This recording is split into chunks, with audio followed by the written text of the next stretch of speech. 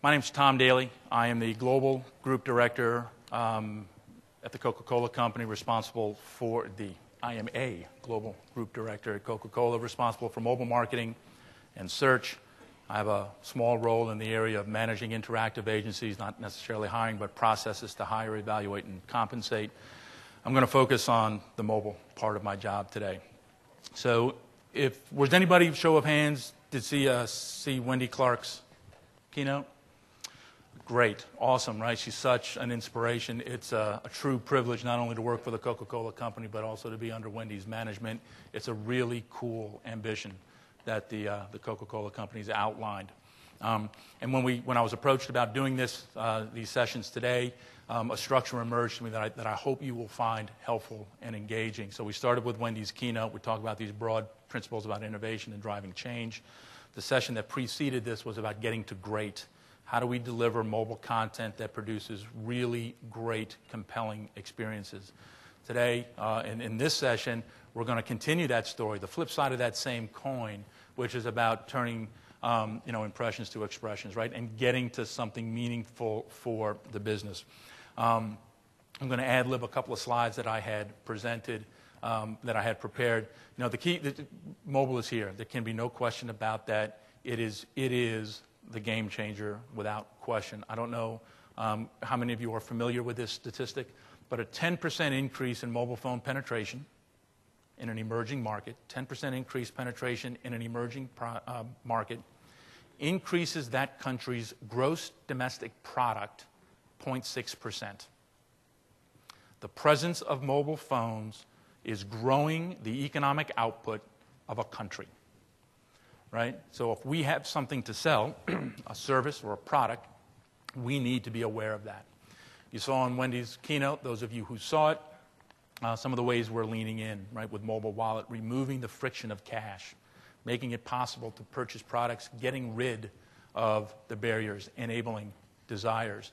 If you want to take a quick note, draw this picture with me, right? On the left side of your page, Coca-Cola. Following that, our bottling partners. We're a franchise business. Beyond that, you have our customers, Walmart, McDonald's, Subway, 22 million of them, large and small, around the world. And then at the end, you've got consumers.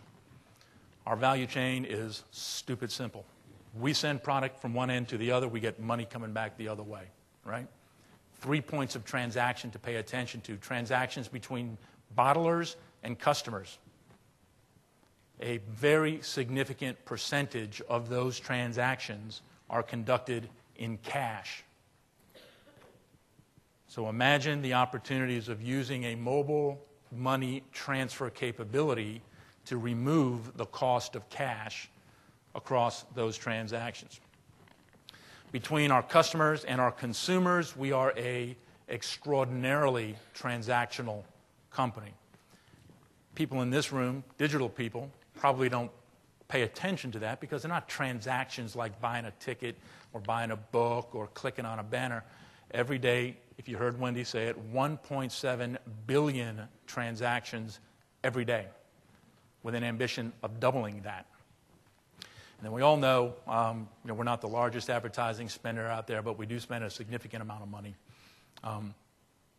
Those three transactions, those are transactions too, our content for consumers' interest. Something, right?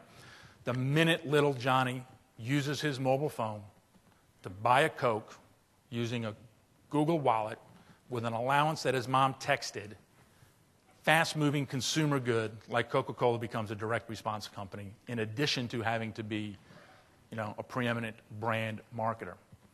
Understanding the contour of that funnel, how many of these ad impressions all the way out there at the end, those transactions between our brand and consumers, how many of them did it take to drive a transaction? And how many of those transactions turned into loyal consumers? And how do I feed that data through an ecosystem that informs our customers and our bottlers to feed back what Wendy was calling liquid and linked content? So you can see a pretty virtuous cycle if we get it right and if we make the right choices and participate with great focus in each of those transaction areas between bottlers, customers, and consumers, and brands with consumers. The structure of this session that's late this morning is to talk about some companies in the space of helping understand those transactions and turn them into better performing transactions, some connection to a business result. We're running a little bit long.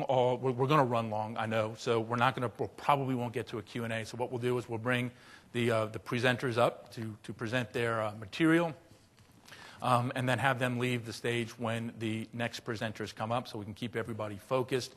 But I might presume at the end of the session, if something that somebody has said sparked a question or a follow-up, I assume folks can be made available afterwards. So we're going to begin with Fixu and Groupon. Representing Fixu is their founder and CEO, Mika Adler, PhD, who has a great background in the digital space and in the optimization space. Has been working with various optimization platforms in the past, and has brought some of that extensive learning forward to apply it in the space of apps with him. Irina Newman, head of mobile marketing at Groupon. We need to respect Groupon's situation here. She won't be available to answer too many questions given a quiet period. But she has a background in the digital space as well as in the investment space. So with that, Mika and Irina, we welcome you to the stage.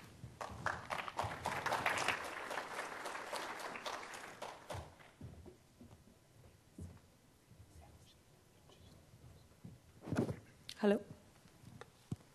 Hello. Thank you, Tom.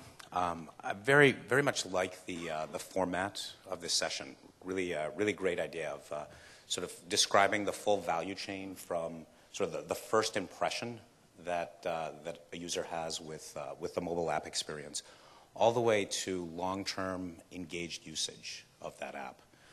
What Irina and myself are going to be speaking about today is really sort of the first piece of that, the beginning, getting the person into the app, showing the right impression to the right person, and really getting the right person into the app, not just any person, but somebody who's going to engage with that app once they find it.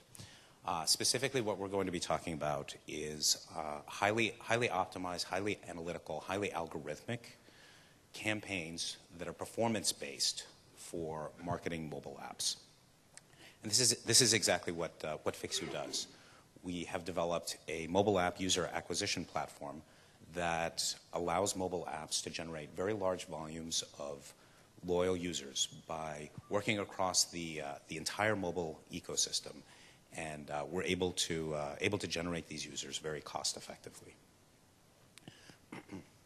Well, just like any performance-based campaign, the first key step in the process is to figure out what you want to do.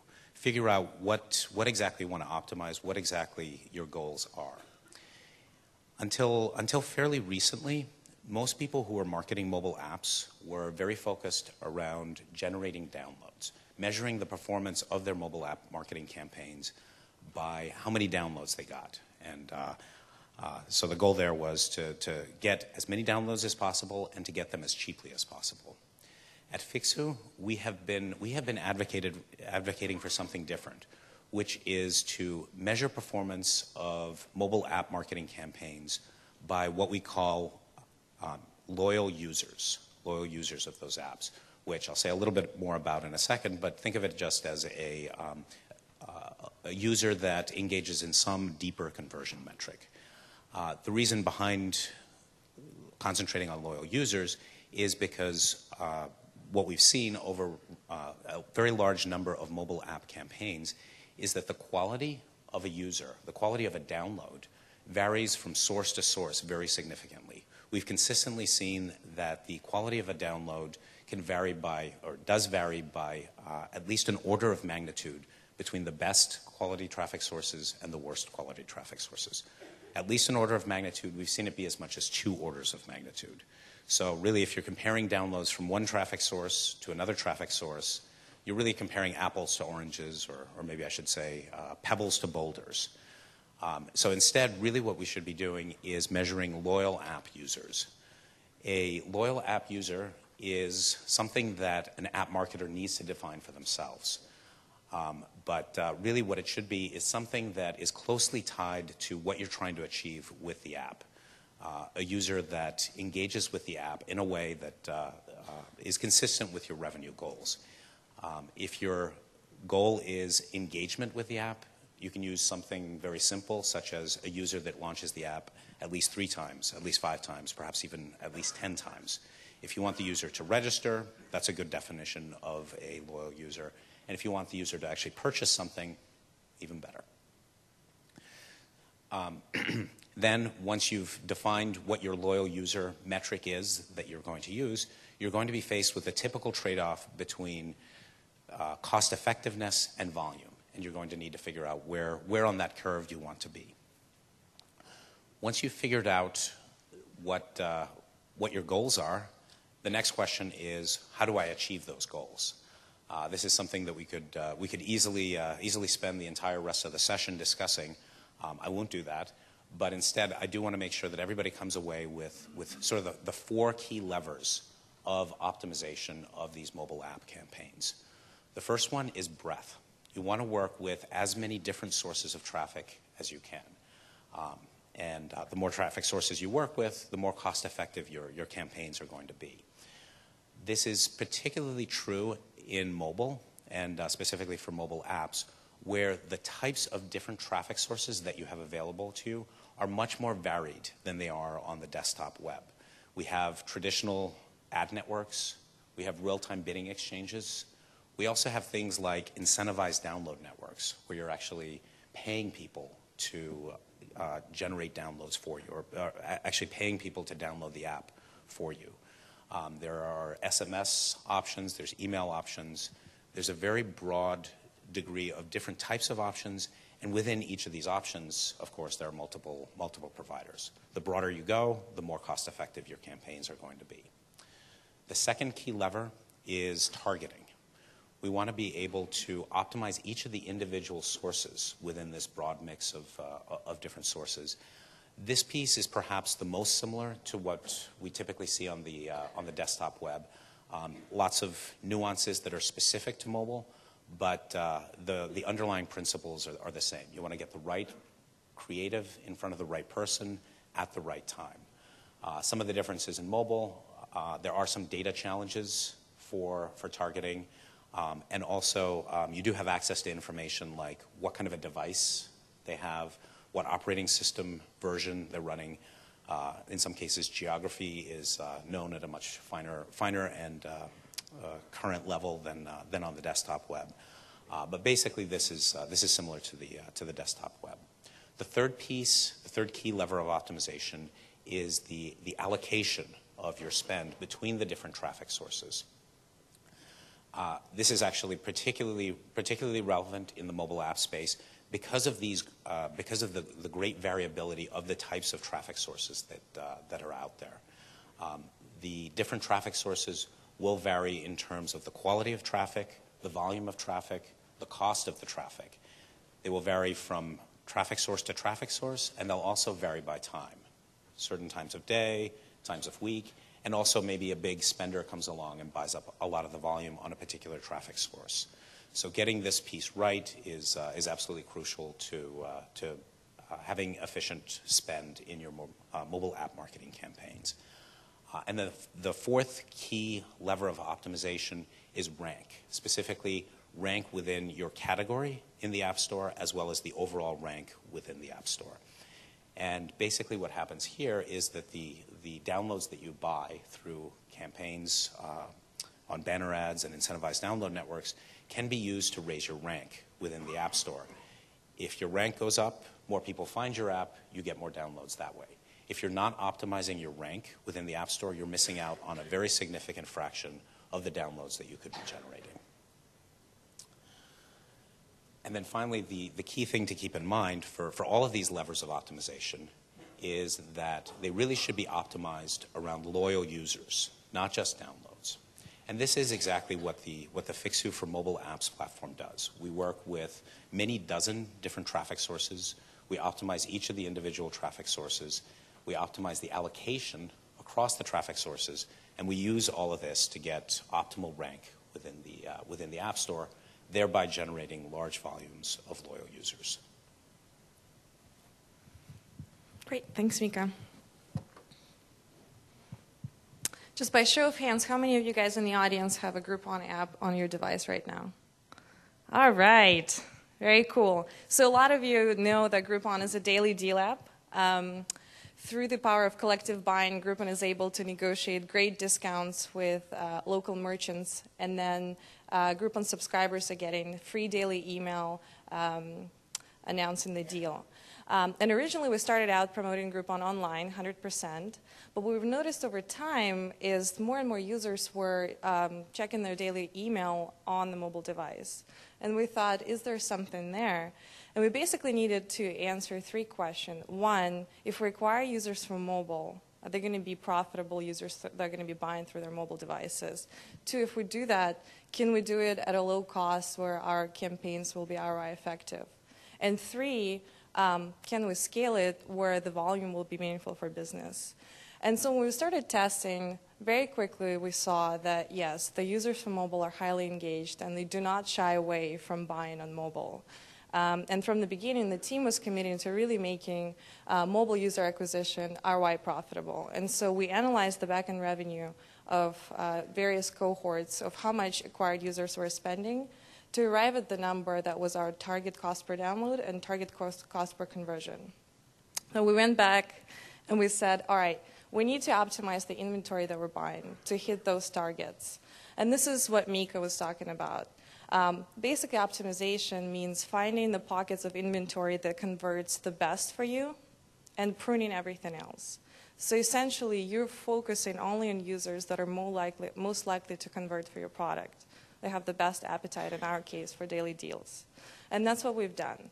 So to Mika's point, we've tested, I think I'm supposed to go to the next slide.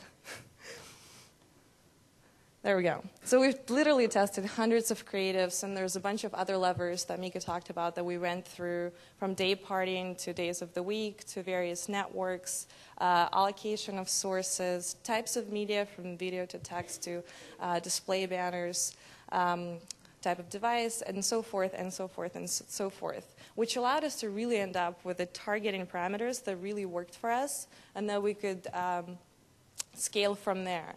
And as we started increasing our daily spend, we noticed an interesting thing in the App Store is the higher rank was, the more incremental organic downloads we were getting, which really made us realize one thing. There's actually 3 buckets of downloads that you get when you run in a mobile acquisition campaign on iOS. 1 is the organic baseline that you would get without any additional spend. Like the users would come and download your app regardless. 2 are paid downloads that you're getting through various paid sources. And 3 is the incremental organics that are essentially a function of the rank that you are in the App Store. And so what the team did based on that is we went back and we looked at our historic data, and we came up with a predictive model that basically described a correlation between a given rank, total volume of downloads, and a prediction of how many of those will be incremental organics. And what we started optimizing is optimizing paid downloads through optimization of the media and minimizing the cost, as well as optimizing the volume of incremental organics at a given rank, which, as a result, allowed us to arrive at our goal. We were able to essentially answer the 2 questions that we set out to answer from the beginning.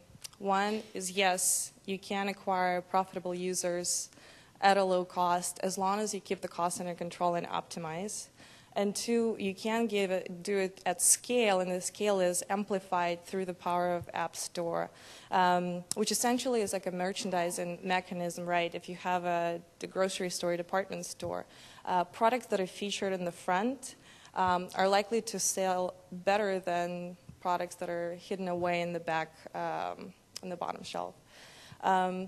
So Another thing that I want to point out, through the whole process, our team was really committed to really granularly analyzing everything from the beginning of the funnel, optimizing media, to also looking and attributing that to the back-end performance, and looking how can we maximize that. And what impresses me most about the team is how committed they are to taking the challenges that we get throughout running these campaigns every day and solving them quantitatively to not only ensure that the campaigns that we're running are profitable, but they're truly delivering the highest ROI possible.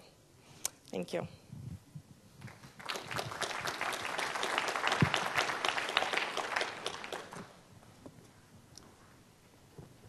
Thank you very much.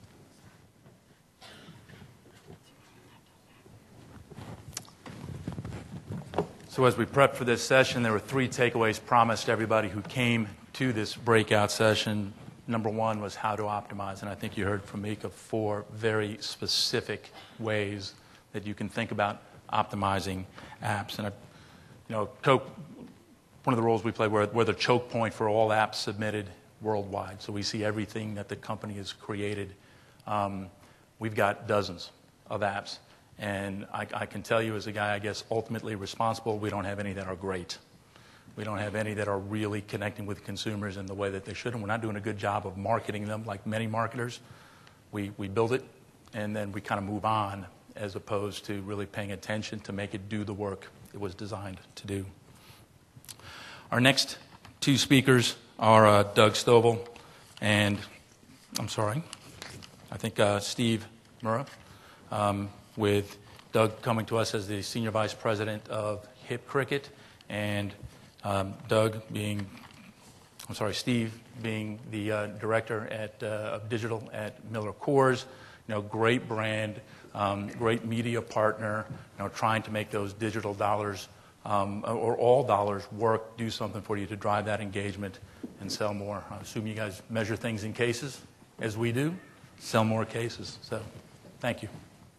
Great. All right, so we're ready. So what I'm going to do really is just kind of take you quickly through how my job kind of supports the overall organization. Oh, it's not working there. Are we good? Great. And then how big mobile is and how we kind of approach the space. So I really everything I try to do, I try to simplify. So if this is oversimplified, I'd be happy to answer questions at the end, but kind of here's how we do this.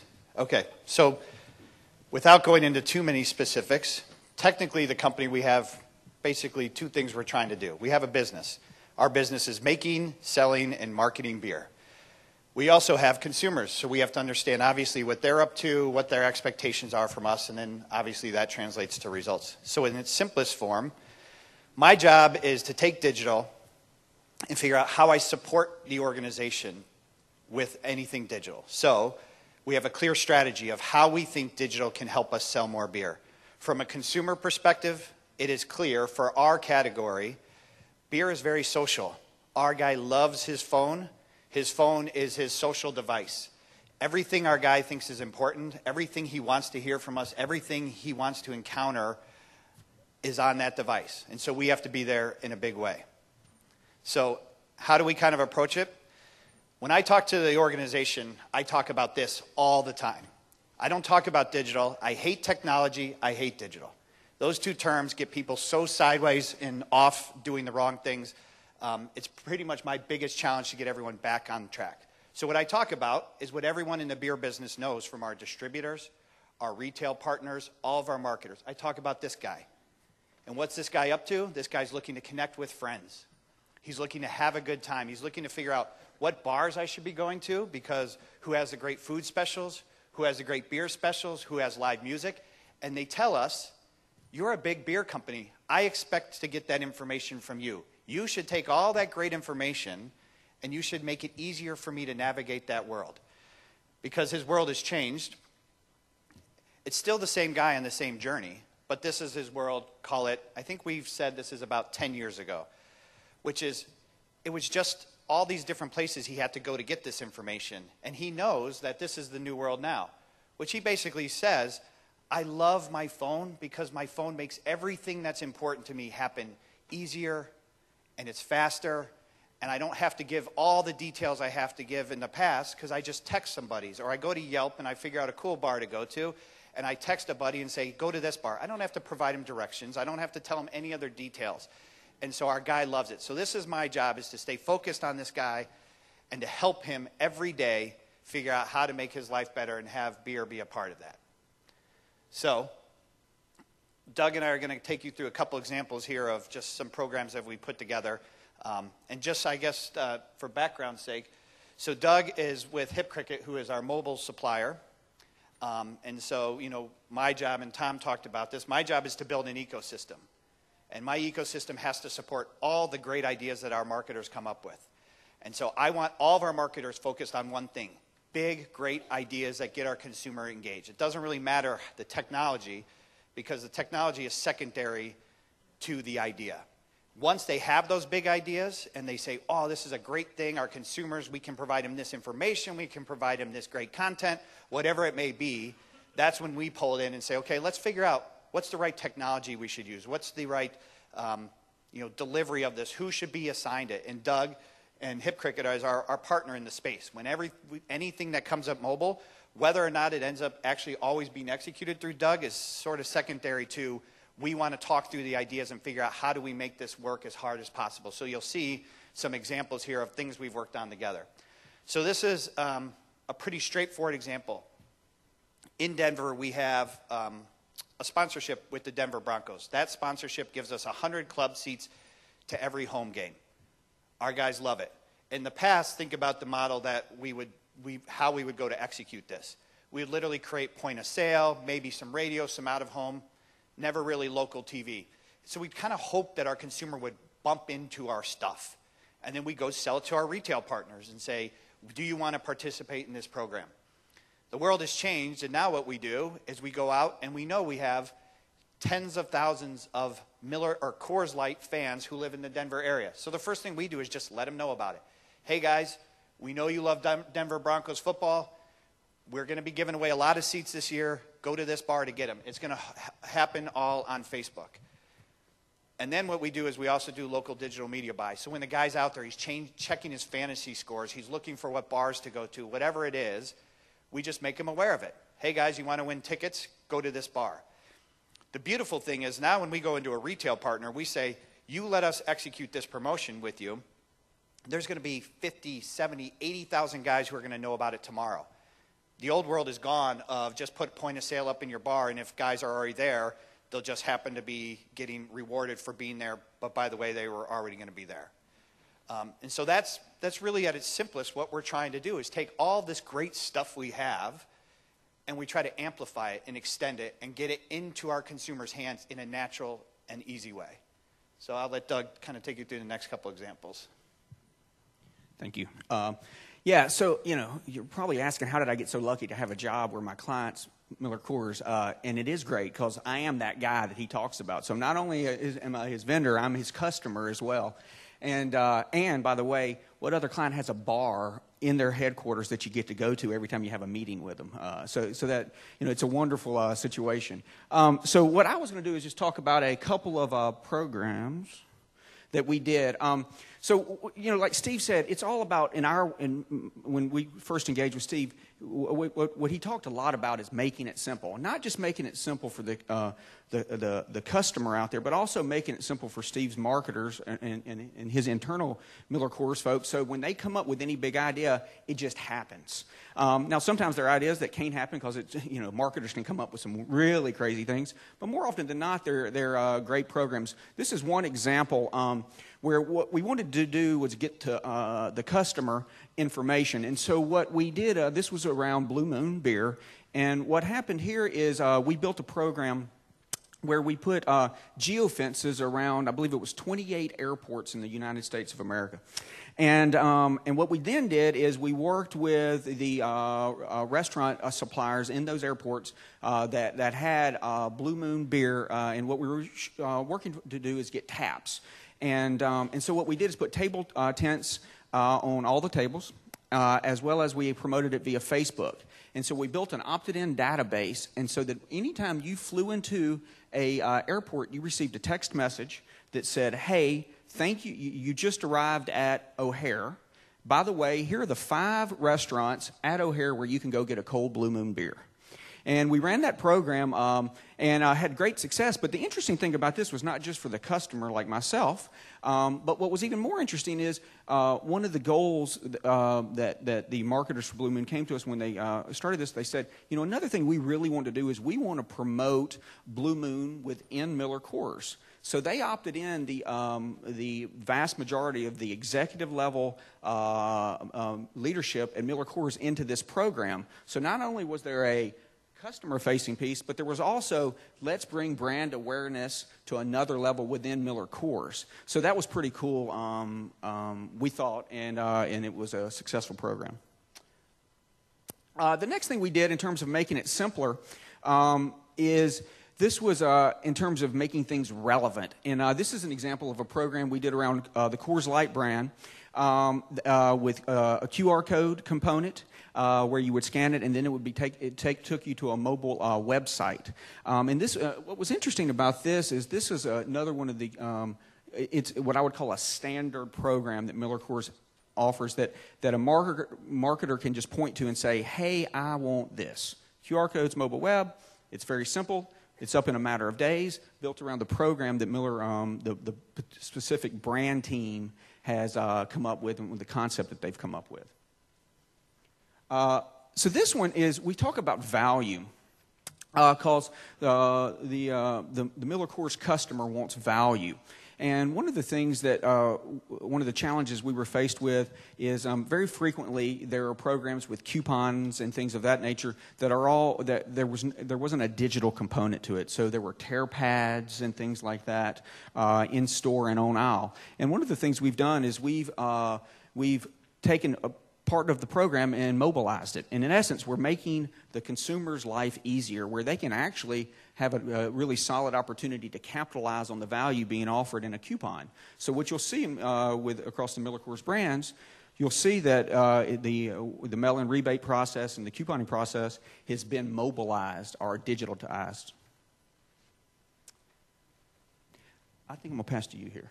Okay. Yeah, and so you know, really the other thing too, and this is just an example of it, is we need to always understand what our consumers doing, what devices they are on, how they're engaging us, how they spend time with us, where we need to be focusing our time and energy.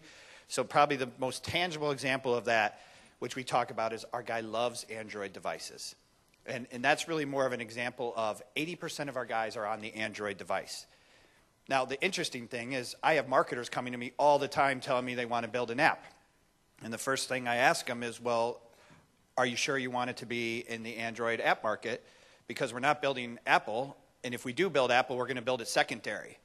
And so it's just a good conversation to have. And if you're doing your job well and you sit in my seat, those are the kind of things you should be leading. Those are the kind of things you should be making sure your marketer's aware of, and then that your product offering and where you go in and spend your time and energy is with the right folks. And so obviously with Android, we spend a lot of time talking to the Google folks. We spend a lot of time building things that we think are optimized for the Android device, and we also spend a lot of time trying to understand why they like that environment so much more than the Apple environment, and let's make sure that our behavior reflects that, which is, in a nutshell, they like the openness. So we want to make things that are open and easy for them to use. So that's just an example. And so in summary, the key takeaways are, and this is what I kind of preach at work all the time, which is digital has nothing to do with digital. It has everything to do with the consumer. It has everything to do with making their life easier, faster, and giving them value in whatever way you can offer them value. For us, it's also, you know, a clear thing is focus on that consumer, not technology. The quickest thing that will set a meeting wrong is when someone comes in and says, I want to do a QR code program. First thing we say is, what are your goals? What are your objectives? What are you trying to do in this space? And if QR works, great, we'll talk about it. But let's get through the marketing part first, and then we'll start talking about technology. And then last but not least is, and I think this is a challenge to anyone who works in the industry, is simplify, simplify, simplify. There's nothing worse than going to a senior manager and saying, oh, the world has changed, and it's a digital world now, and you're screwed because you're not there, and by the way, you should have been there 5 years ago. That's not an empowering speech to them. What it is the world's changing, I'm going to help you get there, and by the way, it's not that different than the world we live in today. It's just going to have different tools and tactics. And so I can't emphasize enough how important it is to find folks who can simplify that message, because quite honestly, there's a lot of folks who are really spending a lot of time complicating the message, and it just really doesn't really, at least for our world, doesn't help get traction. If anything, it causes a lot of activity around things that I would call are not value add. So that's it. Thanks.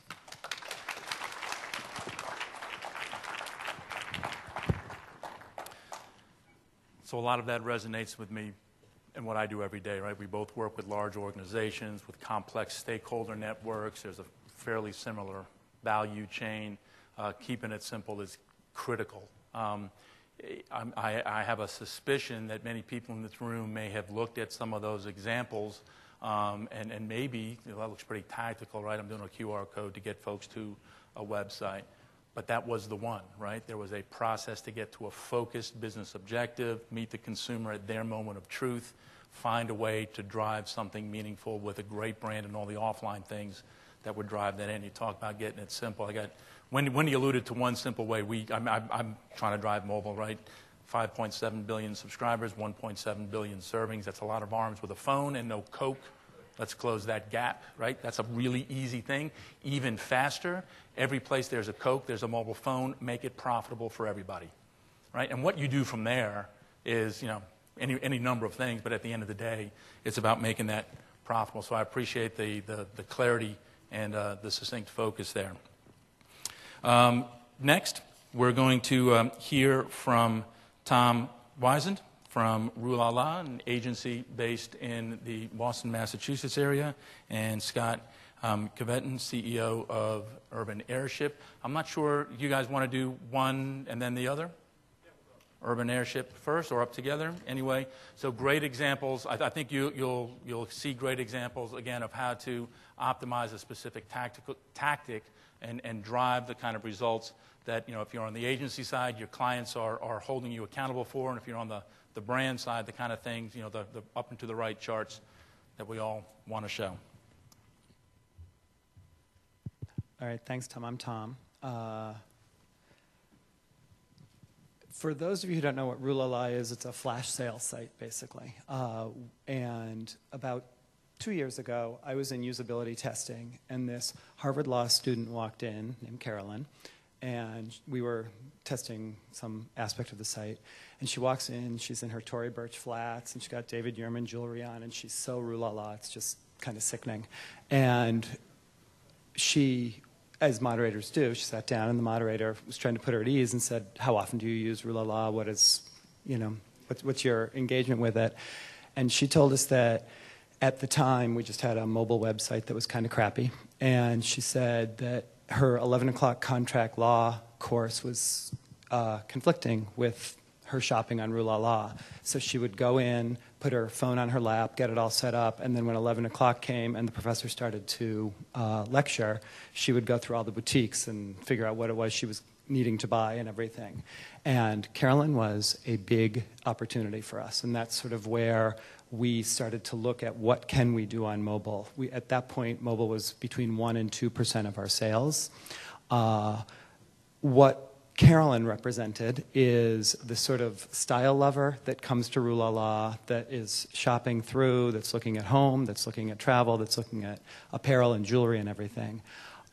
She also represented somebody who is not hanging out in her office at 11 o'clock waiting for our boutiques to refresh, to get in, to get what she wants before it's sold out.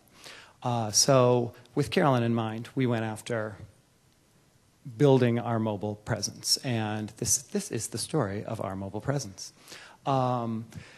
The 11 o'clock time that we try to own is very important to us. We go from, on our site, from about 150, 200 people on our site at like 10:58 to around 200,000 people at 11 o'clock. It's a big load.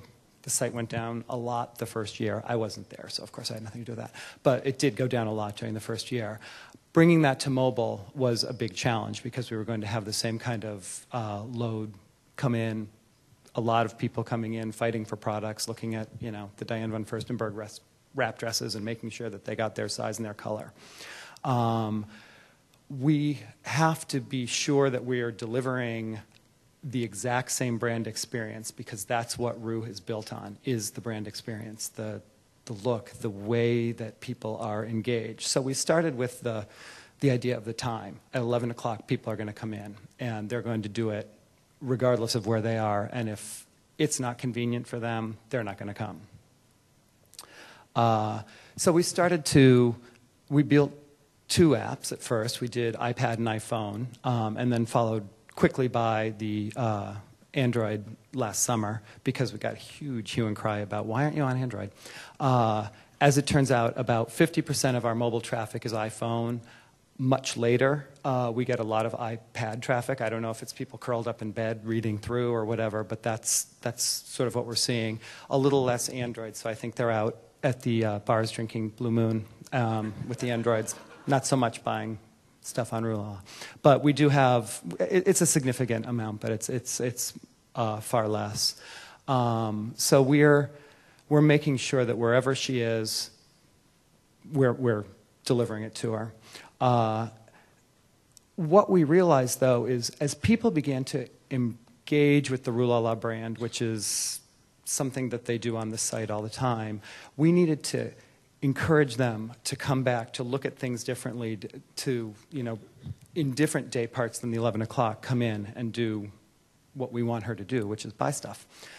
So we've launched some other features. The one that has been really successful is something we call the live feed, where you would come in and it's just a list of what's selling right at that minute, what's on sale, what's low inventory, what just sold out. And it's another means of shopping, but what we're finding is there's a huge amount of activity there between like 4 and 6. So it's when people are commuting and they're bored and they've already come through, they've looked, but they're looking to see what else people have bought.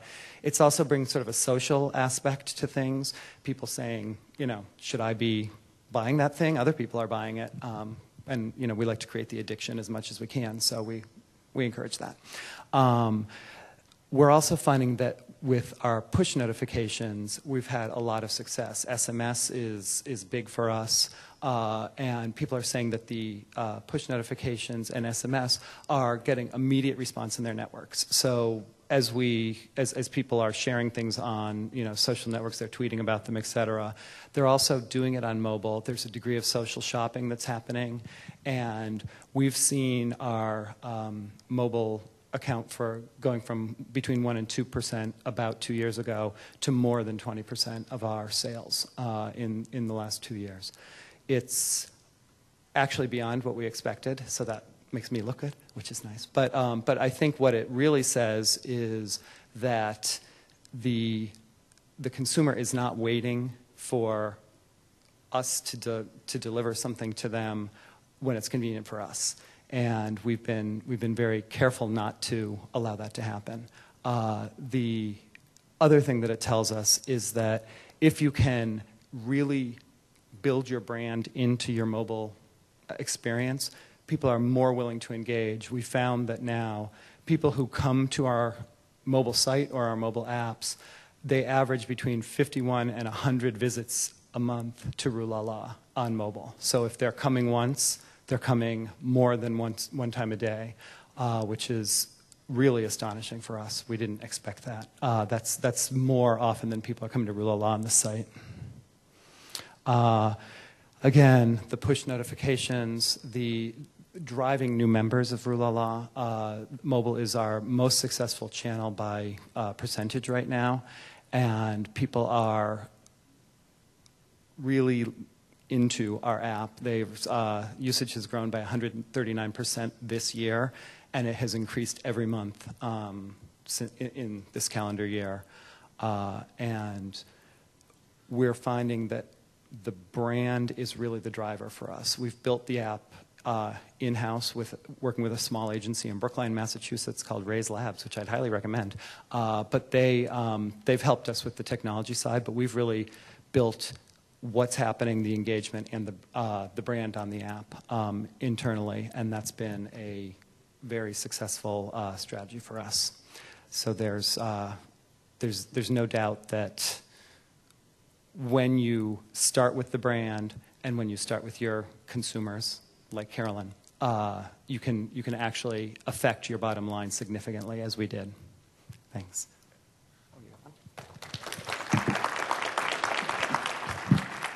Thanks, Tom. Thanks, Tom. Maybe. There we go. Hey, everybody. My name is Scott Caviton. I am the co-founder and CEO of a company called Urban Airship. And we power push notifications. And I'm going to talk about what that means here today. But first, quick question. This is my first ad tech. I'm kind of curious, how many folks are in charge of mobile strategy or app development for wherever they work? So a good chunk of folks. All right. Well, so that's good. You're in a good spot because right now about 60% of time in mobile is spent inside of apps, right? So this is super exciting. But the problem is, you may have gotten promoted to director of mobile, VP of mobile, but now you're sitting there having to figure out how you succeed in mobile. You spent maybe $100,000 on this app, and now people installed it. You got 2 million installs, but nobody's coming back into the app. You haven't taken the time to maybe think about how to create a conversation through the app.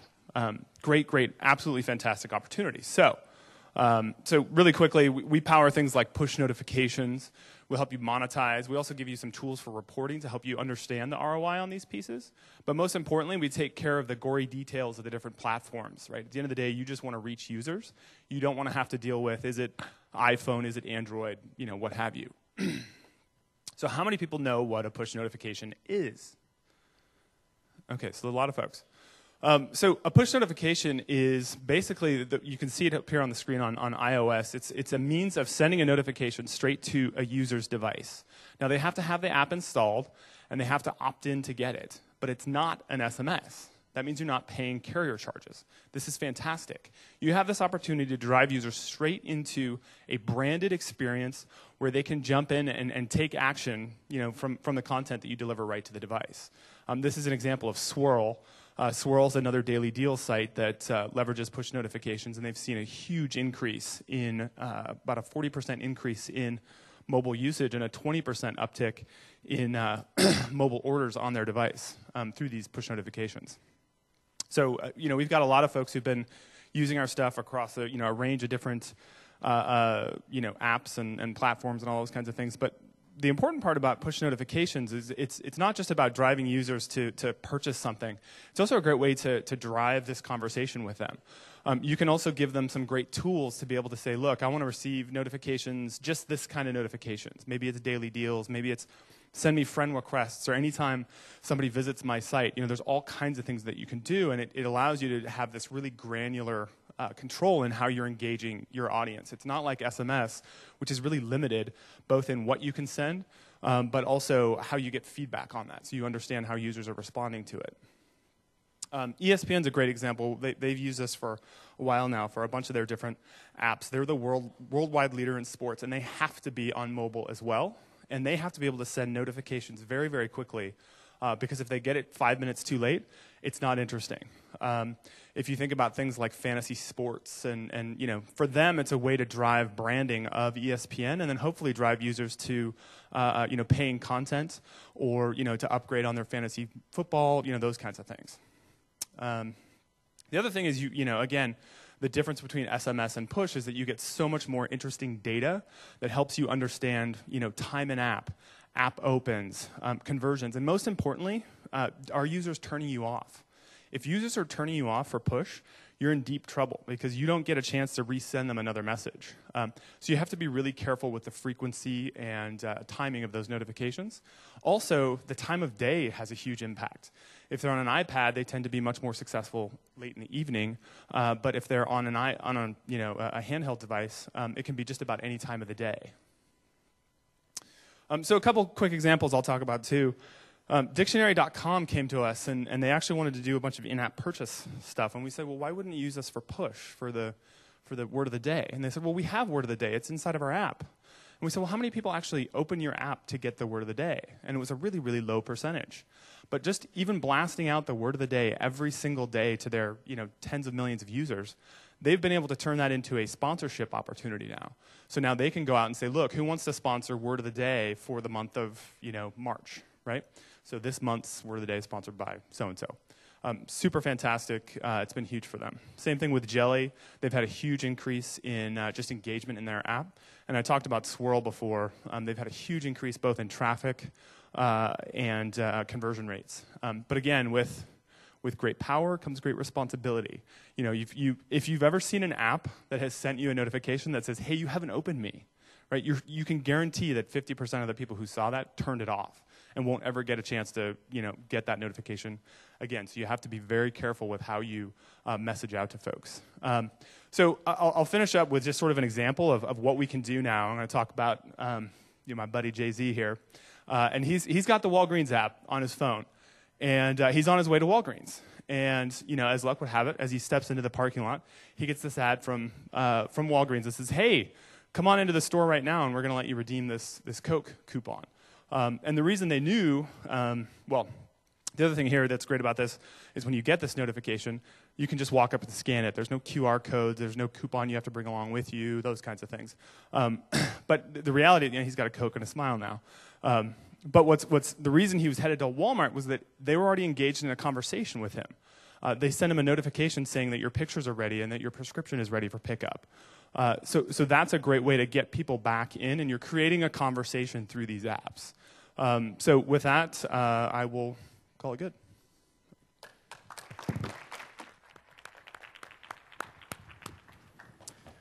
All right, so 6 speakers, 3 great examples. I think I heard actionable insights on how you as a marketer, brand marketer, agency marketer can, find some magic in the math, right? Find a way to drive your business objectives forward, whether it's the optimization of apps, understanding consumer behaviors and how they choose to engage with what it is that you're building. But I hope you all found a way to turn those impressions into expressions and then engagements that are going to make mobile work for your business. So with that, as predicted, we've run out of time for Q&A, but if folks are sitting around later and have some questions, I know I'm happy to stick around, and I suspect the other panelists may as well. Thank you very much.